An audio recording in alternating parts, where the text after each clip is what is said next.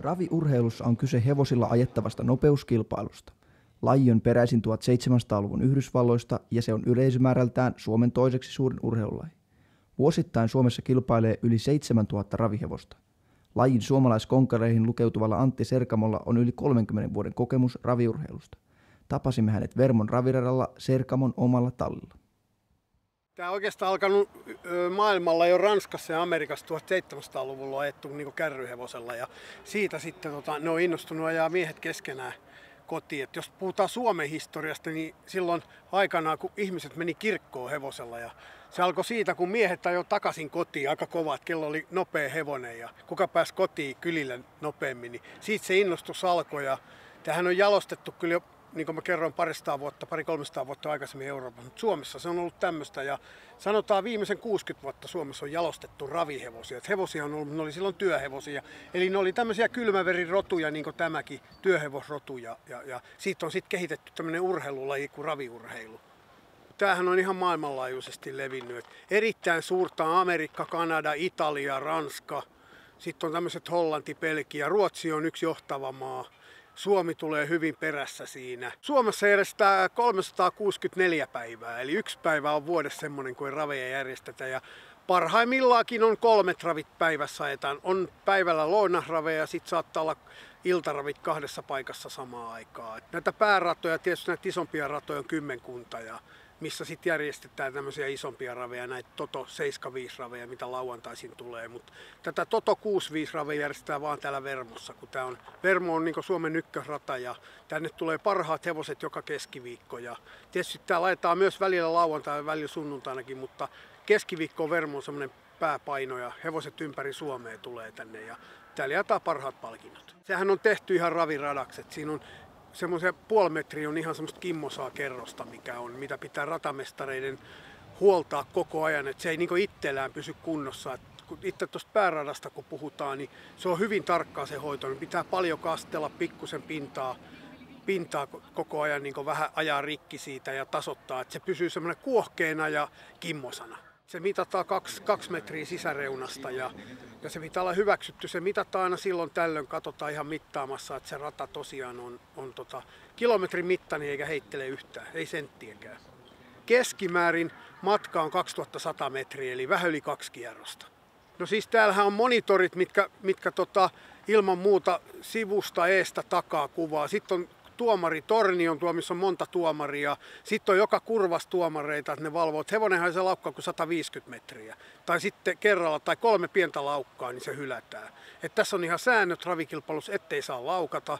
Hevosille on semmoinen sääntö, voi sanoa, että joka hevonen, mikä menee raviradalle, niin eläinsuojeluviranomaiset on täällä paikan päällä ja tutkii, että mikä varustus ei saa aiheuttaa tuskaa eikä kipua hevoselle.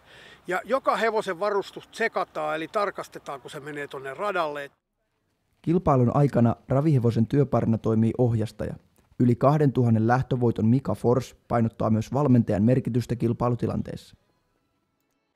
No, kilpailun aikana on ohjastajan tehtävä tietysti lähinnä se, että valmentajalta saa ohjeita, minkälaisessa vireessä hevonen tänään on tullut kilpailupaikalle ja sitten käyttää hevosen vahvuuksia hyödyksi ja justiin koittaa sen heikkouksia tietenkin minimoida. Meillä jokaisella ohjastajalla on meidän omat vahvuudet ja omat heikkoudet ja sitä kautta sitten valmentajat miettii, että millekä valmennettavalle mikäkin ohjastaja olisi paras vaihtoehto ja sitten tietysti aina välillä vaihdetaan sitä ohjastajaa, että löydettäisiin se paras sävel sieltä ja saataisiin hevosesta mahdollisimman hyvät tulokset sitten starteissa.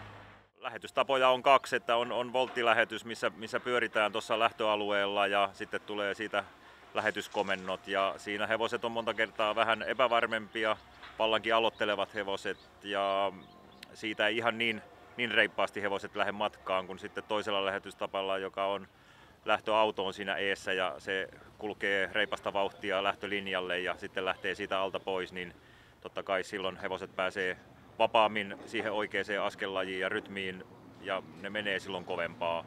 No, koelähtö on semmoinen pakollinen toimenpide starttaamattomilla hevosilla ja sitten jos hevoset tulee yli vuoden kilpailutauolta, että se ei auta, että valmentaja sanoo, että ne on toimivia ja ne on hyvässä kunnossa, vaan kilpailutuomaristo haluaa nähdä sen esityksen tuolla raviradalla ja siinä on tietyt määreet, mitä pitää suorittaa ja ne kun läpäisee, niin sitten on kilpailuoikeus taas hevosella. Sille varsalle opetetaan, että se oppii vetämään kärryjä ja käyttäytyy valjaissa niin kuin urheilijan pitää käyttäytyä. Ja sen jälkeen se voidaan panna muutamaksi kuukaudeksi vähän miettiä asioita. Ja sitten kun tulee syksy ja talvi, niin ruvetaan reenaa. Ja sitten siitä pikkuhiljaa nousujohteisesti ruvetaan niin kuin nappulaurheilussa valmentamaan. Tuommoinen perusreeni on sitä, että hevosta ajellaan hölkkää ja kehitetään sitä tavallaan sitä semmoista peruskuntoa. Ja sitten kun sillä on jonkunlainen peruskunto, niin siihen kuvaan tulee mukaan semmoiset vauhtiharjoittelut pari kertaa viikossa. Että on se sitten intervallityylistä tai sitten rataharjoittelua, sekin vähän riippuu hevosta. Varsinkin nuorilla hevosilla enemmän on tuommoista rataharjoittelua ja luodaan semmoisia leikkimielisiä kilpailuita niille, mutta ne vauhdit on tosi hiljaisia. Raviurheilussa merkittävässä roolissa on veikkaaminen. Hevosveikkaamista pyörittävän Toton kokonaismyynti oli viime vuonna yli 230 miljoonaa euroa. Ravien veikkaaminen vaatii asiantuntemusta ja jatkuvaa lajin seuraamista. Kuumien valjakoiden löytäminen omalle totolapulle ei tapahdu onnella. Pitkän linjan vedonlyöjällä ja innokkaalla totomiehellä Jaska Tarkkasella on selvä näkemys veikkaamisen roolista raveissa. Se on kiinteä osa sitä, koska siitä tulee semmoinen hieno tunne, kun pystyy ymmärtämään lajia. Sen veikkaamisen kautta pystyy ymmärtämään, niin psyykkaamaan ja se tietysti semmoinen älyllinen riemu siitä, että pystyy ymmärtämään, miten joku lähtö päättyy, niin siitä tulee hieno hetki.